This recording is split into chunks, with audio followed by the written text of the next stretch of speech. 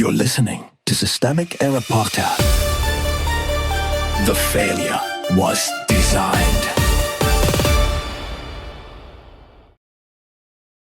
This visionary saw Trump's rampage coming out and knew how to end it based on an article by Tom Hartman.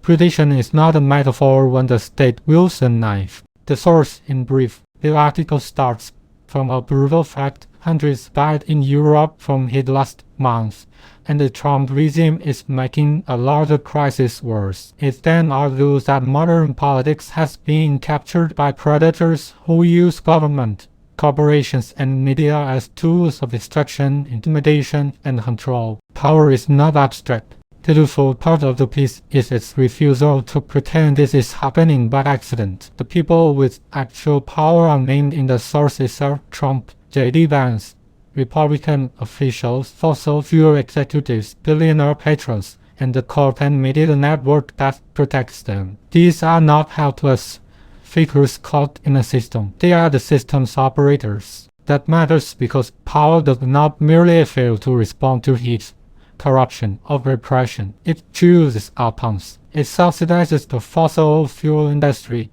protects corporate theft, rigs courts, and then asks the public to confuse that figure with governance. That is not confusion. It is administration in service of a class project. ICB is the blunt instrument. The source's description of federal intimidation around ICD protests is a clearest example of the state turning coercion inward. When the government sends threat notices to critics, arrests protesters, and uses DHS as a pressure tactic, that is not oversight gone wrong. That is the police function doing what it was built to do: discipline dissent on behalf of power. ICE should be abolished, not reform. Reform language assumes a neutral enforcement body that has drifted. ICD is a deliberate machine of cruelty built to normalize racial terror, family separation, and political intimidation. The source correctly identifies the violence. It still undersells the cure by leaving room for the fantasy that the same institution can be cleaned up by better training or kinder branding. Corporate predation needs state protection. This article is right that corporate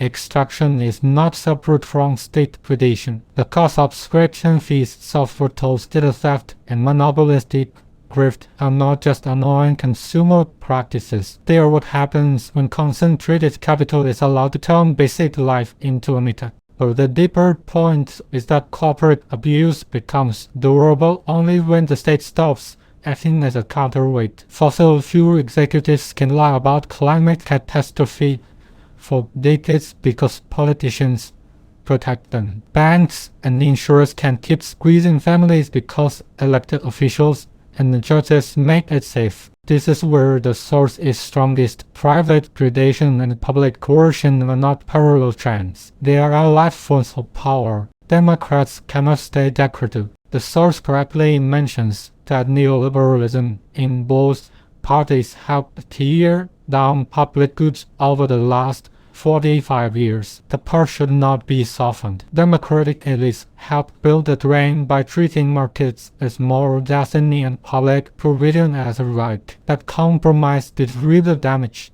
But there is no symmetry in the present crisis. One party is openly building an authoritarian regime around extraction, repression, and climate sabotage. The Democratic coalition's job is not to apologize for past triangulation, it is to become materially serious enough to stop the wreckage. That means defending voting rights, labor power, public healthcare, social insurance, and climate policy with the same aggression the right uses to destroy them. If Democrats treat this moment as a brimming problem, they will lose by failing to act like a governing opposition. The task is not to sound moderate while the country is looted. The task is to build an institution capable of blocking predators. The pattern is the story. The source reaches for Jefferson because it wants a civic theory of resistance. That is fine, but the more urgent lesson is less romantic. Predatory politics thrives when public institutions are hollowed out, when media ownership concentrates, when courts are packed, when social trust is broken and when ordinary people are told that extraction is just how the world works. That is the pattern here, not disorder but organized theft backed by state power. It kills. Corruption enriches, repression disciplines, and the people doing it insist the public should accept all of it at more. The antidote is not moral pleading. It is political confrontation, institutional rebuilding, and a democratic coalition willing to name predators as predators before they finish turning the country into one more walled city built for the rich and guarded against everyone else. You've been listening to Systemic Error. Thanks to Raw Story for today's article, with the automated voice of Diana. Thanks for listening.